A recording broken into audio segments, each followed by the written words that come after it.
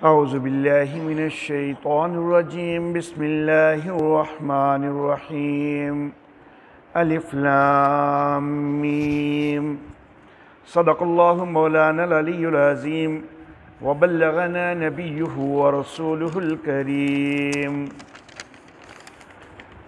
محترم احباب، سورۃ آل عمران مدنی دور میں نازل ہونے والی سورہ مبارکہ ہے۔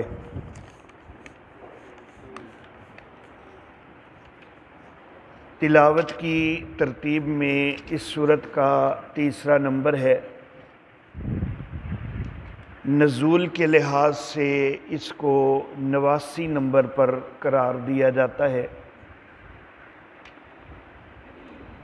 86 صورتیں مکی دور میں نازل ہوئی ہیں، اور اس کا نمبر اگر 89 درست تسلیم کیا جائے تو گویا کہ مدنی دور میں نازل ہونے والی یہ تیسری سورہ مبارکہ بنے گی۔ البتہ یہ ایک طویل سورت ہے اور ساری سورہ مبارکہ اکٹھی نازل نہیں ہوئی ہے۔ نزول کے آغاز کے لحاظ سے غالباً اس کو مدنی دور کی تیسری سورت قرار دیا جا سکتا ہے، لیکن اس کا نزول مختلف وقفوں کے ساتھ مدنی دور کے کئی سالوں میں جاری رہا ہے۔ جیسا کہ سورۃ البقرہ کے متعلق میں نے ذکر کیا تھا کہ تلاوت کی ترتیب میں سورۃ البقرہ کو 87 نمبر پر قرار دیا جاتا ہے، تو 86 صورتیں مکی دور کی ہوئیں۔ اگر 87 نمبر پر سورۃ البقرہ ہے تو گویا کہ مدنی دور میں نازل ہونے والی پہلی سورہ مبارکہ ہے نزول کے آغاز کے لحاظ سے۔ گویا کہ مدنی دور کے اندر جو پہلی وحی نازل ہوئی کسی نئے سورت کی تو وہ سورۃ البقرہ کی نازل ہوئی، لیکن دوسری طرف قرآن حکیم کی جو بالکل آخری وحی ہے وہ بھی سورۃ البقرہ کے اندر ہی ہے۔ سورۃ البقرہ کی آیت نمبر 281 وہ قرآن حکیم کی نزول کے لحاظ سے بالکل آخری وحی ہے۔ عام طور پر جو لوگوں میں ایک غلط معروف ہے کہ الیوم اکملت لکم دینکم والی آیت آخری آیت ہے، جو کہ سورہ مائدہ کی آیت ہے، لیکن وہ غلط ہے۔ وہ صرف مضمون کے لحاظ سے کچھ لوگوں کو غلط فہمی ہو جاتی ہے۔ نزول کے لحاظ سے جو آخری آیت مبارکہ ہے وہ سورۃ البقرہ کی آیت نمبر 281 بنتی ہے۔ تو گویا کہ مدنی دور میں نازل ہونے والی سب سے پہلی سورت تو وہ سورۃ البقرہ ہے، اور اس کا نزول مدنی دور کے بالکل آخر تک بھی رہا۔ پورے مدنی دور کے دوران وہ آہستہ آہستہ مختلف اوقات میں نازل ہوتی رہی۔ اسی طرح یہ سورہ آل عمران جو ہے اس کے نزول کا آغاز غالب رائے یہ بنتی ہے کہ غزوہ بدر کے قریب ہوا ہے، اور لیکن یہ بھی یقینی طور پر ثابت ہے کہ ہجرت کے 9ویں سال میں بھی اس کی بہت ساری آیات کا نزول ہوا ہے، کیونکہ کئی آیات اس سورہ مبارکہ کے اندر وہ ایک وفد سے متعلق ہیں، جو وفد نجران کے عیسائیوں کا آیا تھا، اس کو نصارہ نجران کا وفد کہا جاتا ہے، اور وہ وفد جو ہے وہ ہجرت کے 9ویں سال میں آیا ہے۔ تو اس کے متعلق بہت ساری آیات اس سورہ مبارکہ کی، بلکہ اکثر کے خیال میں ابتدائی 80 سے زیادہ آیات وہ اس وفد کے حوالہ سے نازل ہوئی ہیں۔ اگرچہ بعض کا خیال اس سے تھوڑا ہٹ کر بھی ہے کہ پوری 80 ابتدائی آیات نہیں، بلکہ شروع کی کچھ آیات جو ہیں ان کا نزول بعض نے کسی دوسرے موقع کے حوالہ سے بھی ذکر کیا ہے، غزوہ بدر کے حوالہ سے بھی، لیکن بہرحال بہت ساری آیتیں ضرور نازل ہوئی ہیں وفد نجران کے متعلق۔ تو گویا کہ مدنی دور جو کہ 10 سال پر محیط ہے، 11ویں سال کی صرف تیسرے مہینے میں نبی اکرم صلی اللہ علیہ وسلم کی وفات ہو گئی ہے، ربیع الاول میں، محرم، صفر اور ربیع الاول۔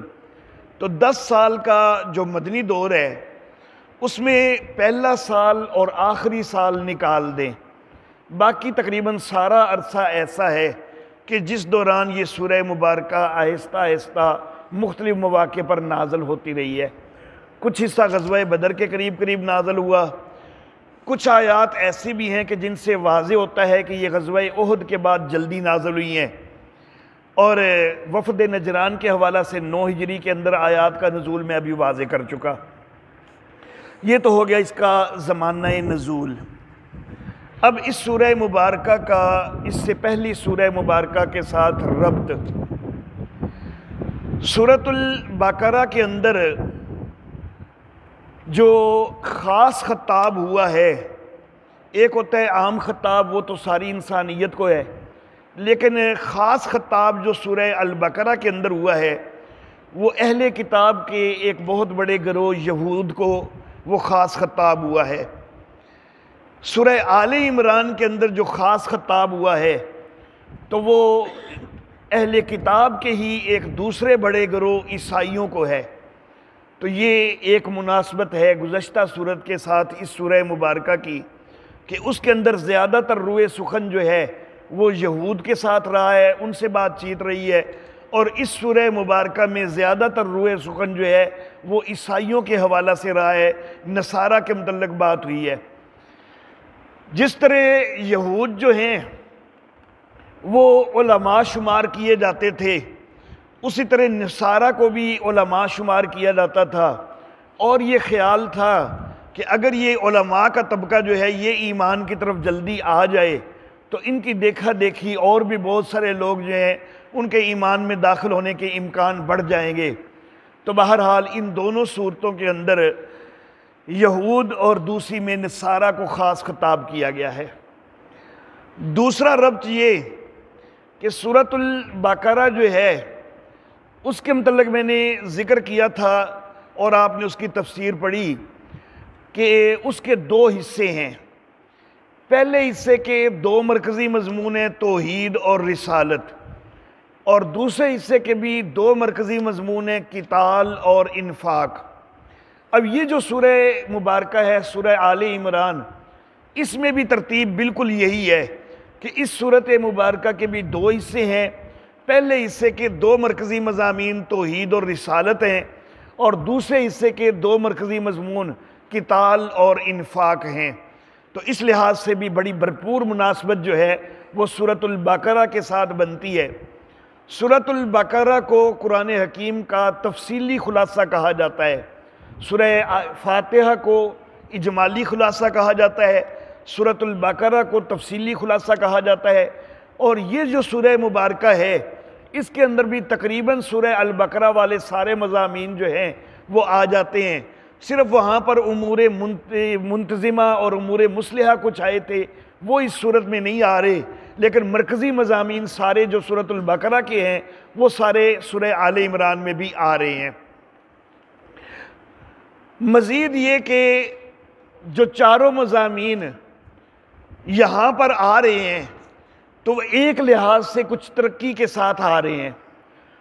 توحید کا مضمون سورۃ البقرہ کے اندر بیان ہوا، رسالت کا بھی بیان ہوا پہلے حصے میں، دوسرے میں قتال اور انفاق کا بیان ہوا، یہاں پر بھی اسی ترتیب سے یہ بیان ہے، لیکن یہاں پر ترقی یہ ہے کہ توحید کے حوالہ سے بھی شبہات کے جوابات بھی دیے گئے ہیں، صرف بیان ہی نہیں کیا گیا، شبہات کے جوابات بھی دیے گئے ہیں۔ رسالت کے حوالہ سے بھی شبہات کے جوابات بھی دیے گئے ہیں، قتال کے حوالہ سے بھی ایک شبہ کا جواب بھی دیا گیا ہے، اور انفاق کے حوالہ سے بھی شبہ کا جواب، بلکہ اس کو تو یوں کہنا چاہیے کہ کفار کی ایک بکواس کا جواب دیا گیا ہے۔ تو اس لحاظ سے بڑی مناسبت ہو گئی سورۃ البقرہ کے ساتھ۔ اب آتے ہیں ہم اس سورہ مبارکہ کے خلاصہ کی طرف، کیونکہ خلاصہ ذہن نشین ہو تو پوری صورت کو سمجھنا بڑا آسان ہو جاتا ہے۔ سورہ مبارکہ کے 2 حصے ہیں۔ پہلا حصہ سورت کی ابتدا سے آیت نمبر 101 تک ہے، دوسرا حصہ آیت نمبر 102 سے آیت نمبر 184 تک ہے۔ اب سورہ مبارکہ کے اندر آیات تو کل 200 ہیں، میں نے کہا کہ دو حصے ہیں، پہلا 101 تک، دوسرا 184 تک، تو پھر آخر کی 16 آیتیں پھر باقی رہ گئیں، ان کے متعلق میں انشاءاللہ ابھی عرض کرتا ہوں کہ وہ کس چیز سے متعلق ہیں۔ پہلا حصہ جو ہے اس کے اندر توحید کا مضمون ہے، اور توحید کے حوالہ سے 7 شبہات کا جواب ہے۔ 4 شبہات حضرت سیدنا عیسیٰ علیہ الصلوۃ والتسلیمات کے حوالہ سے ہیں، ایک شبہ حضرت مریم رضی اللہ تعالی عنہا کے حوالہ سے ہے، ایک شبہ حضرت سیدنا زکریا علیہ الصلوۃ والتسلیمات کے حوالہ سے ہے، اور ایک عام شبہ ہے۔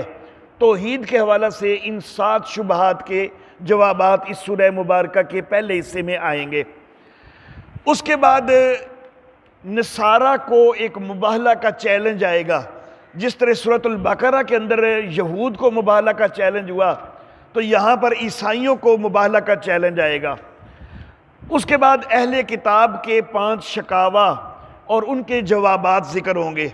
شکاوہ کے متعلق میں نے شروع میں وضاحت کی تھی، آج دوبارہ ذکر کر دیتا ہوں۔ شکاوہ شکوہ کی جمع ہے۔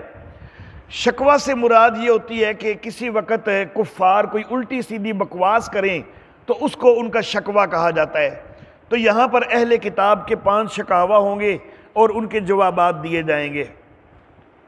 اس کے بعد رسالت کا مضمون ہے پہلے حصے میں، اور اس کے اوپر 2 شبہات کا جواب بھی آئے گا۔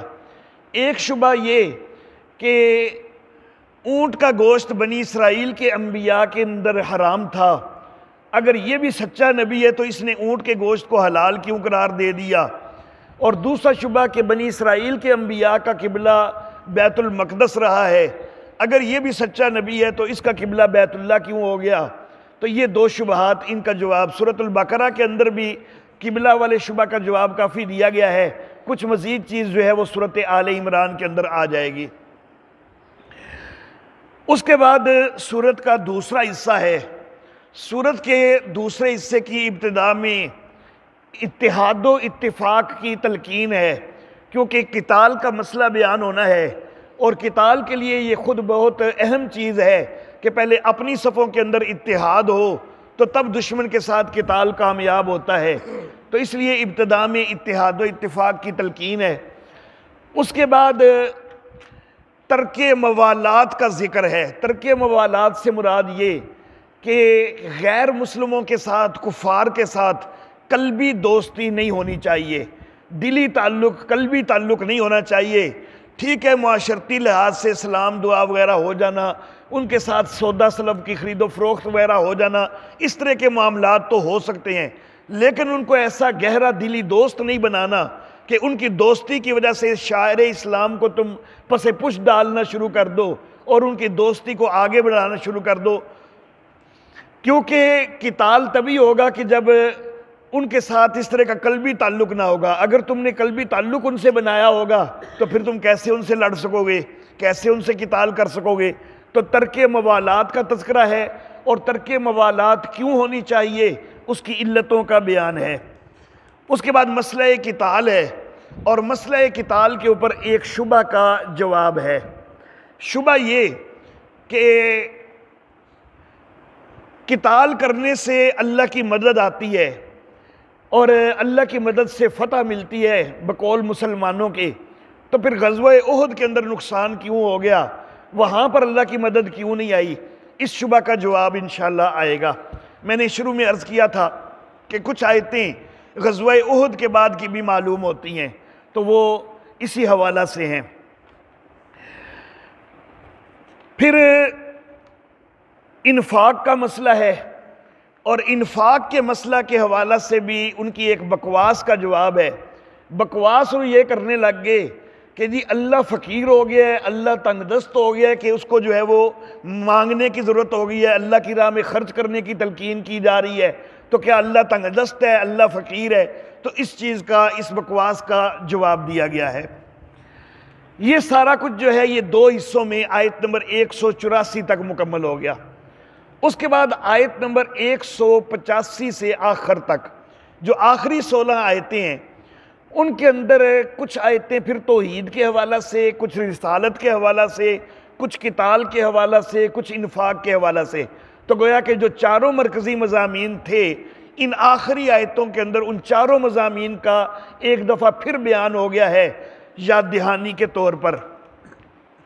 سورت کی جو بالکل آخری آیت مبارکہ ہے، اس کے اندر یوں سمجھے کہ پوری سورت کا خلاصہ ذکر ہوا ہے، کیونکہ پہلے حصے کے 2 مرکزی مضمون ہیں، توحید اور رسالت، اور ان میں سے اہم ترین جو ہے وہ توحید ہے۔ دوسرے حصے کے 2 مرکزی مضمون ہیں، قتال اور انفاق، ان میں سے اہم ترین جو ہے وہ قتال ہے۔ تو جب بالکل آخری آیت ہے سورت کی، تو اس کے اندر توحید کا بھی بیان ہے اور قتال کا بھی بیان ہے۔ اس طرح گویا کہ وہ سورت جو ہے وہ پوری سورہ مبارکہ کا وہ آیت جو ہے وہ خلاصہ بن جاتی ہے۔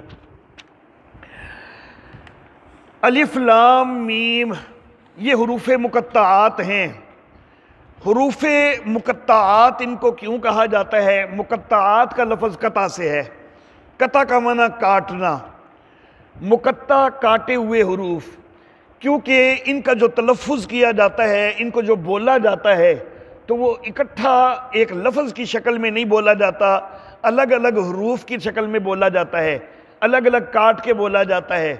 مثال کے طور پر یہ جو الف لام میم ہے، ہم اس کو علام یوں نہیں پڑھ سکتے، یا علم یہ نہیں پڑھ سکتے۔ ہا میم ہے، اس کو ہم ہام نہیں پڑھ سکتے، بلکہ الف کو الگ پڑھنا ہے، لام کو الگ پڑھنا ہے، میم کو الگ پڑھنا ہے۔ اس لیے ان کو حروف مقطعات کہا جاتا ہے کہ یہ کاٹ کر پڑھے جاتے ہیں، ایک دوسرے سے الگ الگ کر کے پڑھے جاتے ہیں۔ قرآن حکیم کی 29 سورتوں کی ابتدا میں حروف مقطعات آئے ہیں۔ سورۃ البقرہ کی ابتدا میں الف لام میم، سورہ آل عمران کی ابتدا میں الف لام میم، سورہ اعراف کی ابتدا میں الف لام میم صاد، سورہ یونس کی ابتدا میں الف لام را، سورہ ہود کی ابتدا میں الف لام را، سورہ یوسف کی ابتدا میں الف لام را، سورہ رعد کی ابتدا میں الف لام میم را، سورہ ابراہیم کی ابتدا میں الف لام را، سورۃ الحجر کی ابتدا میں الف لام را، سورہ مریم کی ابتدا میں کاف ہا یا عین صاد، سورہ طٰہٰ کی ابتدا میں طٰہٰ، سورۃ الشعراء کی ابتدا میں طا سین میم، سورۃ النمل کی ابتدا میں طا سین، سورۃ القصص کی ابتدا میں طا سین میم، سورۃ العنکبوت کی ابتدا میں الف لام میم، سورۃ الروم کی ابتدا میں الف لام میم، سورۃ لقمان کی ابتدا میں الف لام میم، سورۃ السجدہ کی ابتدا میں الف لام میم، سورہ یاسین کی ابتدا میں یاسین، سورۃ صاد کی ابتدا میں صاد، سورۃ المومن کی ابتدا میں حامیم، سورۃ حامیم السجدہ کی ابتدا میں حامیم، سورۃ الشورى کی ابتدا میں حامیم عین سین قاف، سورۃ الزخرف کی ابتدا میں حامیم، سورۃ الدخان کی ابتدا میں حامیم، سورۃ الجاثیہ کی ابتدا میں حامیم، سورۃ الاحقاف کی ابتدا میں حامیم، سورہ کاف کی ابتدا میں کاف، اور سورہ قلم کی ابتدا میں نون۔ تو یہ 29 سورتوں کی ابتدا میں آئے ہیں، اور کل 14 شکلیں ہیں۔ مثلا الف لام میم یہ ایک شکل ہے، ہا میم یہ ایک شکل ہے، اس طرح کل یہ 14 شکلیں ہیں۔ عربی کے جو حروف تہجی یا حروف ہجا بھی ان کو کہا جاتا ہے، حروف ابجد بھی کہا جاتا ہے، جو نورانی قاعدہ کی پہلی تختی ہوتی ہے، الف با تا سا جیم ہا خا، وہ اگر آپ گنے نا تو وہ 29 ہیں۔ تو یہ حروف جو آئے ہیں یہ بھی 29 سورتوں کی ابتدا میں آئے ہیں۔ تو اس لحاظ سے گویا کہ حروف تہجی کے ساتھ ان حروف کی ایک مناسبت بنتی ہے۔ صرف ایک مناسبت نہیں بنتی، کچھ اور مناسبتیں بھی بنتی ہیں۔ حروف تہجی 29 ہیں، ان میں سے الف اور حمزہ کو عموماً ایک شمار کر لیا جاتا ہے۔ جب ان کو ایک شمار کر لیا جائے تو پھر بن جاتے ہیں 28۔ اب یہ جو 28 ہیں، ان میں سے 14 حرف ایسے ہیں کہ جن کو حروف شمسی کہا جاتا ہے، اور 14 حرف ایسے ہیں کہ جن کو حروف قمری کہا جاتا ہے۔ حروف شمسی وہ ہوتے ہیں کہ ان حروف کے ساتھ کوئی لفظ شروع ہو رہا ہے نا، تو اس لفظ سے پہلے اگر ہم الف لام لگائیں تو لام کی آواز نہیں آتی اور اس حرف کے اوپر شد آ جاتی ہے۔ حروف قمری جو ہوتے ہیں ان سے کوئی لفظ شروع ہو رہا ہو نا تو لام کی باقاعدہ آواز آتی ہے۔ مثال کے طور پر شین جو ہے یہ حروف شمسی سے ہے۔ اب شین سے لفظ شروع ہوتا ہے شمس، اس سے پہلے اگر الف لام لگائیں گے نا تو ہم بولیں گے الشمس۔ الشمس لام کو نہیں بولا جائے گا، ایسا نہیں بولے گا، بلکہ شین کے اوپر شد آ جائے گی، الشمس بولیں گے۔ تو جتنے بھی حروف شمسی ہیں 14 حروف، ان سے جو بھی لفظ شروع ہوتا ہے ان کے پہلے الف لام لگائیں تو لام کی آواز نہیں آتی۔ مثال کے طور پر تا ہے تو تکویر، التکویر، التکویر نہیں بول سکتے ہم، التکویر۔ سا ہے سمر سے السمر، تو یہ حروف شمسی ہیں۔ 14 حروف حروف قمری ہیں، ان سے پہلے الف لام لگائیں تو باقاعدہ لام کی آواز بولی جاتی ہے۔ مثال کے طور پر خود 2 نقطے والا کاف جو قمر سے پہلے ہے یہ حروف قمری میں سے ہے، تو القمر بولیں گے ہم، اقمر نہیں بول سکتے، القمر بولیں گے، لام کو باقاعدہ سامنے کریں گے۔ سورۃ البقرہ با جو ہے وہ حروف قمری میں سے ہے تو البقرہ، اب بقرہ نہیں کر سکتے ہم، البقرہ۔ جیم یہ حروف قمری میں سے ہے تو الجاموس۔ تو جو بھی حروف قمری ہیں ان سے پہلے الف لام لگے تو لام کی باقاعدہ آواز آتی ہے۔ اب حروف شمسی جو ہیں وہ بھی 14 ہیں اور حروف قمری جو ہیں وہ بھی 14 ہیں۔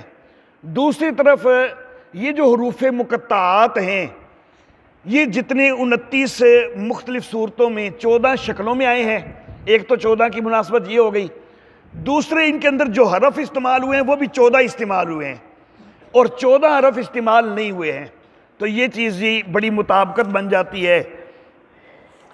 پھر عربی کے جو حروف تہجی سے بنتے ہیں الفاظ، پورے عربی ذخیرہ الفاظ کے اندر کوئی لفظ ایسا نہیں کہ جس کے حروف اصلی 5 سے زیادہ ہوں، 5 یا 5 سے کم حروف اصلی آتے ہیں، 5 سے زیادہ حروف اصلی پورے عربی ذخیرہ الفاظ کے اندر کہیں بھی موجود نہیں۔ اور یہ جو حروف استعمال ہوئے ہیں تو یہ بھی ایسی شکلوں میں استعمال ہوئے ہیں کہ جن سے 1 سے لے کر 5 تک کی مختلف شکلیں ہیں۔ مثال کے طور پر 3 شکلیں ایسی ہیں کہ جن کے اندر ایک حرف استعمال ہوا ہے، صاد، کاف اور نون۔ 4 شکلیں وہ ہیں جہاں پر 2 حرف استعمال ہوئے ہیں، طٰہٰ، تاسین، یاسین اور حامیم۔ 3 شکلیں وہ ہیں کہ جن کے اندر 3 حرف استعمال ہوئے ہیں، الف لام میم، الف لام را، تا سین میم۔ 2 شکلیں وہ ہیں کہ جن میں 4 حرف استعمال ہوئے ہیں، الف لام میم صاد اور الف لام میم را۔ 2 شکلیں وہ ہیں کہ جن کے اندر 5 حرف استعمال ہوئے ہیں، کاف ہا یا عین صاد اور ہا میم عین سین قاف۔ تو یہ اس لحاظ سے بھی گویا کہ مطابقت بن گئی کہ عربی ذخیرہ الفاظ جو ہے اس کے حروف اصلی وہ 5 تک ہی ہوتے ہیں، اور اسماء اور افعال میں 3 سے 5 تک، لیکن جو حروف ہیں اسم، فعل اور حرف 3 چیزیں ہوتی ہیں نا، تو حروف کے اندر 1 یا 2 حرف والے بھی آ جاتے ہیں، اور اسم یا فعل جو ہے وہ 3 سے 5 تک آ جاتا ہے، فعل 3 سے 4 تک آتا ہے۔ بہرحال 1 سے 5 کے اندر رہتے ہیں، اور یہ بھی جو ہیں یہ 1 سے 5 کے اندر ہی رہے ہیں، تو یہ بھی حروف تہجی کے ساتھ مطابقت بنتی ہے۔ 3 حرف وہ ہیں کہ جو صرف ایک دفعہ آئے ہیں پورے حروف مقطعات کے اندر، کاف کش والا، نون اور گول ہا۔ 3 حرف وہ ہیں کہ جو 2 دفعہ آئے ہیں، عین، کاف 2 نقطے والا اور یا۔ 1 حرف صاد ایسا ہے کہ جو 3 دفعہ آیا ہے، 1 حرف طا ایسا ہے جو 4 دفعہ آیا ہے، 1 حرف سین ایسا ہے جو 5 دفعہ آیا ہے، 1 حرف را ایسا ہے جو 6 دفعہ آیا ہے، 1 حرف ہا ایسا ہے جو 7 دفعہ آیا ہے، 2 حرف 13 دفعہ آنے والے ہیں الف اور لام، اور جو سب سے زیادہ حروف مقطعات کے اندر استعمال ہوا ہے وہ میم استعمال ہوا ہے، جو کہ 17 دفعہ استعمال ہوا ہے۔ تو بہرحال حروف مقطعات اور حروف تہجی کی جو آپس میں مطابقتیں ہیں، ان سے یہ بات واضح ہوتی ہے کہ اللہ رب العزت یہ بات سمجھانا چاہتے ہیں کہ دیکھو جن حروف سے تم کلام کرتے ہو وہی 29 حروف ہیں۔ قرآن حکیم بھی تو انہی 29 حروف کے ساتھ مل کر ہی بنا ہے، لیکن تمہارا کلام ہے وہ بھی انہی حروف سے مل کر بنا ہوا۔ وہی لفظ جو تم بھی اپنی زبان کے اندر استعمال کرتے ہو وہی لفظ قرآن میں بھی استعمال ہوئے ہیں، لیکن اس کے باوجود تم اس جیسی کتاب کوئی نہیں بنا سکتے، حالانکہ یہ انہی حروف کے ساتھ مل کر بنی ہوئی ہے۔ اور کتاب کیا اس جیسی 10 صورتیں بھی نہیں لا سکتے، 10 کیا ایک صورت بھی اس طرح کی نہیں لا سکتے۔ یہ قرآن حکیم نے مختلف مقامات پر چیلنج کیے ہیں۔ حروف مقطعات کا معنی اور مفہوم یہ صرف اور صرف اللہ ہی جانتے ہیں۔ بعض لوگ یہ کہتے ہیں کہ یہ اللہ اور اس کے رسول صلی اللہ علیہ وسلم کے درمیان راز کی باتیں ہیں۔ میرا سوال یہ ہے کہ اگر آپ یہ دعویٰ کرتے ہو کہ یہ اللہ اور اس کے رسول کے درمیان راز کی باتیں ہیں، تو کیا قرآن میں یہ بات آئی ہے؟ چلو راز ہے کیا وہ تو اللہ کو پتا ہوگا، اللہ کے رسول کو پتا ہوگا، لیکن کہیں قرآن میں یہ آیا ہے کہ یہ راز کی باتیں ہیں؟ ایسا کہیں بھی نہیں آیا۔ کسی حدیث کے اندر یہ آیا ہے کہ یہ راز کی باتیں اللہ اور اس کے رسول کے درمیان؟ کسی حدیث میں ایسا کچھ نہیں آیا۔ تو جب نبی اکرم صلی اللہ علیہ وسلم نے بھی کوئی نہیں ایسا بتایا، قرآن نے بھی ایسا کوئی نہیں بتایا، تو تمہیں کیسے پتا چلا کہ یہ اللہ اور اس کے رسول کے درمیان راز کی باتیں ہیں؟ تو یہ بالکل غلط مفروضہ ہے کہ یہ اللہ اور اس کے رسول کے درمیان راز کی باتیں ہیں۔ نبی اکرم صلی اللہ علیہ وآلہ وسلم کو ایک حکم موجود تھا کہ بلغ ما انزل الیک من ربک، اے نبی تبلیغ کر دیجئے جو کچھ بھی آپ کی طرف نازل کیا گیا ہے آپ کے رب کی طرف سے۔ اب یہ حروف بھی تو نازل ہوئے نا، اور تبلیغ کرنے کا مطلب صرف پہنچانا نہیں ہوتا، بلکہ پہنچا کر ان کو سمجھانا، ان کے اوپر کوئی اشکال ہو اشکال کی وضاحت کرنا، سارا کام جو ہے یہ تبلیغ کے اندر آتا ہے۔ تو نبی اکرم صلی اللہ علیہ وسلم نے ان حروف کا معنی تو کہیں بھی نہیں بتائے، یہ حروف صرف پہنچائے ہیں، ان کی تبلیغ کہیں نہیں کی ہے۔ تو اس سے معلوم ہوتا ہے کہ خود نبی اکرم صلی اللہ علیہ وسلم کو بھی ان کا معنی اور مفہوم معلوم نہیں تھا۔ اگر آپ کو معلوم تھا تو پھر تو آپ کی ذمہ داری تھی کہ بلغ ما انزل الیک من ربک، پھر تو معاذ اللہ ثم معاذ اللہ یہ کہنا پڑے گا کہ پھر آپ نے اپنی ذمہ داری پوری نہیں ادا کی، یہ بھی نازل ہوئے تھے اور ان کی تبلیغ کوئی نہیں کی۔ لاکھوں کا ذخیرہ احادیث موجود ہے، کسی ایک حدیث کے اندر بھی یہ جو 14 مختلف شکلیں آئی ہیں 29 صورتوں کی ابتدا میں، کسی ایک شکل بھی کی بھی کوئی وضاحت نہیں آئی ہے کسی حدیث مبارکہ میں۔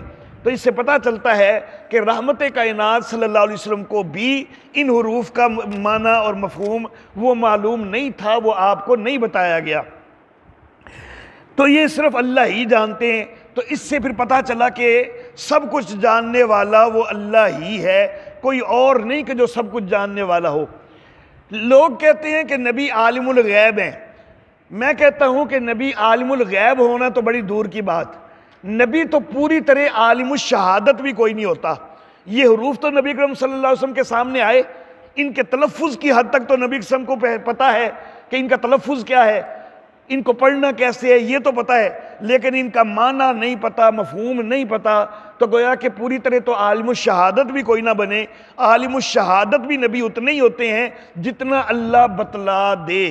تو نبی کو جتنا اللہ بتلا دے، غیب کی خبریں بھی نبی اتنی جانتے ہیں اور سامنے کی چیز بھی نبی اتنی ہی جانتے ہیں۔